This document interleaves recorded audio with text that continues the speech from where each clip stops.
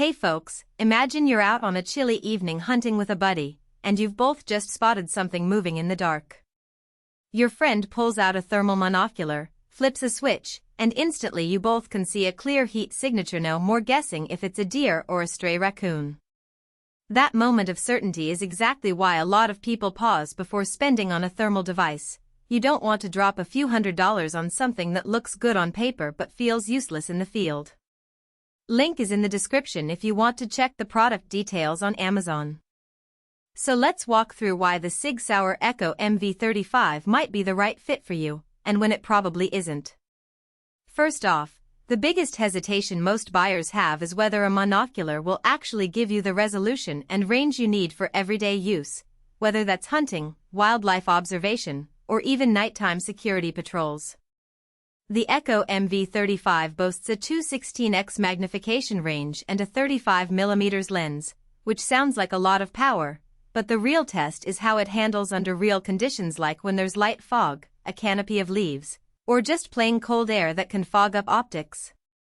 From the specs and user feedback on similar SIG SAUER models, the thermal core is praised for unrivaled sensitivity, meaning it can pick up subtle temperature differences that cheaper units miss. In practice, that translates to being able to differentiate a deer's body heat from the surrounding grass at the edge of your 2x zoom, then zoom in up to 16x without the image turning into a blurry smear. If you're the type of hunter who spends hours in dense woods and need that extra headroom to track game before it bolts, that level of sensitivity actually becomes a game changer. The other thing people worry about is how much they'll actually use the device once they get home. Thermal monoculars can sit on a shelf if they're too bulky, have a short battery life, or require a complicated connection to a phone for media capture. The Echo's 10-hour runtime, combined with smart power management, means you could realistically run a whole night hunt and still have juice left for a quick video recap back at camp.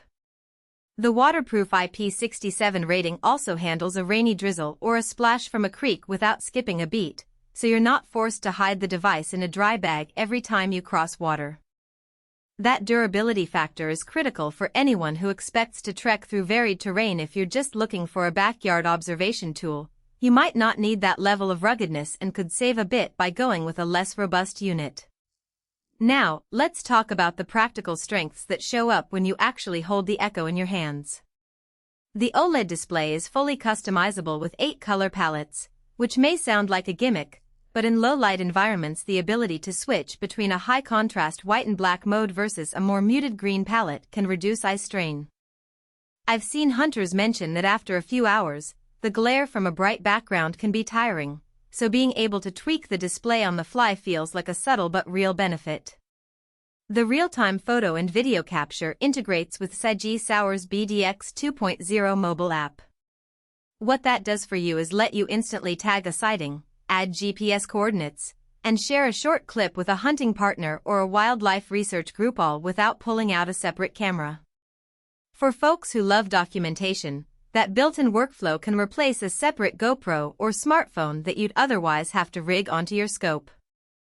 On the flip side, there are a few practical weaknesses you should be aware of before you click Add to Cart. First, the monocular's compact design means the eye cup is a bit shallow compared to a full-size rifle scope. If you have a larger face or wear glasses, you might find yourself pressing the eye against the device for a clear view, which can be uncomfortable if you're holding it for extended periods. Second, while the 2x base magnification is solid for spotting game at a distance, it does limit your field of view at the higher zoom levels. At 16x, you're essentially looking through a very narrow window.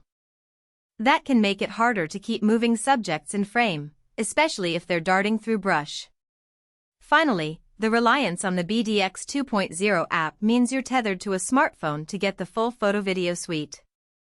If you're out in an area with poor connectivity or you simply don't want to carry your phone, you'll be stuck with the monocular's internal storage, which isn't huge. In short, it's great for those who already carry a phone and want an all-in-one solution, but it's a bit of a compromise for minimalists. Who should actually buy the SIG SAUER Echo MV35? If you're a serious hunter who needs reliable nighttime detection, a wildlife photographer who wants to capture thermal footage without